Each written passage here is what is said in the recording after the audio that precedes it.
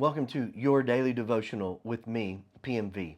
We're in Revelation chapter 9, looking at the judgments of God, the wrath of God that's being poured out upon the earth. And picking up in Revelation chapter 9, verse 3, we see the nature of this judgment in relation to the bottomless pit, which we were introduced to last time. So, verse 3 reads, "Then out of the smoke locusts came upon the earth, and to them was given power as the scorpions of the earth have power." So locusts are another image of judgment. The eighth plague on Egypt was a plague of locusts. And the book of Joel, particularly that talks a lot about the day of the Lord, uses the image of locusts to describe the judgment of God that was coming upon the land.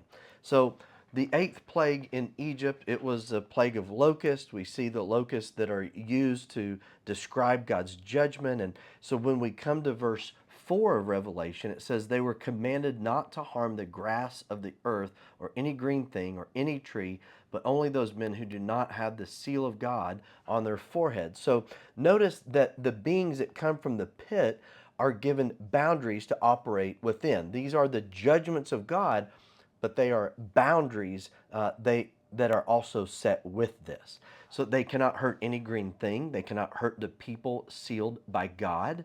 Again, God is in control, as we talked about last time. Then verses 5 and 6 read, "And they were not given authority to kill them, but to torment them for 5 months. Their torment was like the torment of a scorpion when it strikes a man. And those days men will seek death and will not find it. They will desire to die, and death will flee from them." So these beings from the pit, who are most likely demons who were bound in the abyss. Again, we saw that last time. They are not allowed to kill people, but they will torment mankind for 5 months. The average lifespan of a locust is 5 months, from May to September. Now, Revelation 9:5 may refer to a literal 5 months, or it may be a figure of speech for the time that God has determined for this judgment to take place. But these demons will be so cruel that men and women will seek death to escape the pain, but they will be unable to die. They will remain in torment. This is the judgment of the fifth trumpet. God will allow demons from the abyss to come to the earth and torment those who do not have the seal of God. It sounds pretty scary, doesn't it? Well, it reminds me of the words of the hymn, "A Mighty Fortress is Our God." The third verse of that hymn reads, "And though the world with devils filled should threaten to undo us, we will not fear, for God hath willed His truth to triumph through us. The prince of darkness grim, we tremble not for him. His rage we can endure, for lo, his doom is sure. One little word shall fail him." Now, in all of this, we need to remember this truth. Because God is in control, He uses even evil for His ultimate good. And this is very important for a child of God to understand. Even when it seems like evil is prevailing, God is still in control. And He will have the last say. He loves you, and His last say will be for our good. We kind of touched on this last time. But James chapter 1 verses 2 and 4 puts it this way: "My brethren, count it all joy when you fall into various trials, knowing that the testing of your faith produces patience. But let patience have its perfect work, that you may be perfect and complete, lacking nothing."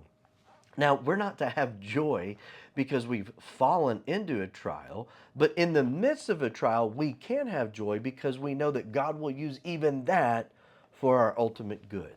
And this is where God gets to be God. He gets to do what He wills, and we acknowledge we are not God, and yet we trust Him. We don't know or understand all that God is doing around us, but we can make the choice to trust Him. We can make the choice to take Him at His word and to trust that He'll have the last say, and that He is acting in love, and that He loves us. Revelation chapter 9 verses 7 through 10 provide us with a description of the locusts that come from the bottomless pit. But remember, as we read this, John's using figurative language to describe what he's seeing that's just overwhelming him. So if he was to see it today and images from today used, he might talk about tanks or lasers or fighter jets to describe what he's seeing. But again, listen to Revelation chapter 9, verses 7 through 10. The shape of the locust was like horses prepared for battle. On their heads were crowns of something like gold, and their faces were like the faces of men. They had hair like women's hair, and their teeth were like lions' teeth. And they had breastplates for breastplates of iron, and the sound of their wings was like the sound of chariots with many horses running into battle. They had tails like scorpions, and there were stings in their tails. Their power was to hurt men 5 months. Again, I don't think we're supposed to take this in a literal sense, but we're to understand that the demons being released from the abyss will be fierce and powerful creatures that will torment mankind for 5 months or a time that God has purpose that he has deemed. And so, as I said earlier, this could be literal as far as the time or figurative. But either way, it's for God's appointed time. He is in control. But remember, those who have the seal of God on their head will be spared. That brings us to our final two verses for today, Revelation chapter 9 and verses 11 and 12. As they and they had as king over them the angel of the bottomless pit, whose name in Hebrew is Abaddon, but in Greek he has the name Apollyon. One woe is past. Behold, still two more woes are coming after these things. Okay, so this angel who is king over the bottomless pit, or the abyss specifically, is Abaddon or Apollyon. Do you know what those two words mean in Hebrew and Greek respectively? They mean destruction or destroyer. In John chapter 10, verse 10, Jesus said, "The thief does not come except to steal and kill and destroy. I have come that they may have life and that they may have it more abundantly." So Jesus is putting himself in contrast to the one who comes to steal and kill and destroy. And I believe that this context points to the angel who is given the key, and the angel who's ruling over the abyss is most likely Satan. But again, Satan is only allowed to act as God gives him the authority to, with restraints, and God is still in control.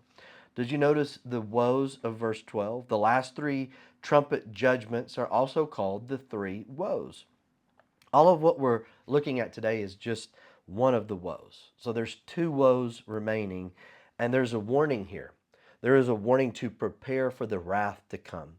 And the only way to escape this wrath is through Jesus Christ. And so for those who have put their faith in Jesus, it is a call to the urgency of the day. If you're a Christian, you are to warn as many people as possible to believe in Jesus and escape the wrath to come. I read in an email from Preaching Now about a story told by Josh McDowell. I want to read it to you. He said, "An executive recruiter, a headhunter, who goes out and hires corporation executives from other firms, once told me, when I get an executive that I'm trying to hire for someone else, I like to disarm him. I offer him a drink, take my coat off, then my vest, undo my tie, throw up my feet, and talk about baseball." Again, another time, coat, vest, tie, all of that. Football, family, whatever, talk about whatever until he's relaxed. Then, when I think I've got him relaxed, I lean over, look him square in the eye, and say, "What's your purpose in life?" It's amazing how top executives fall apart at that question. He goes on to write, "Well, I was interviewing this fellow the other day, had him all disarmed, and with my feet up on the desk, talking about football, I leaned over and said, 'What's your purpose in life?' He said without blinking an eye, 'To go to heaven and take as many people with me as I can.' For the first time in my career, I was speechless." Okay, look, that is exactly how every Christian is to live. God's wrath is coming upon the earth. It's certain. And those of us who have received God's mercy in Jesus Christ have an urgency to be his witnesses, the witnesses he's called us to be, he's made us to be, to go to heaven and to take as many people with us as possible for the glory of God alone. Thank you for joining me today. I pray this has been a blessing to you. For more information, go to pnvministries.org, and would you please consider supporting our ministry? And always, As always, I hope you have a great day.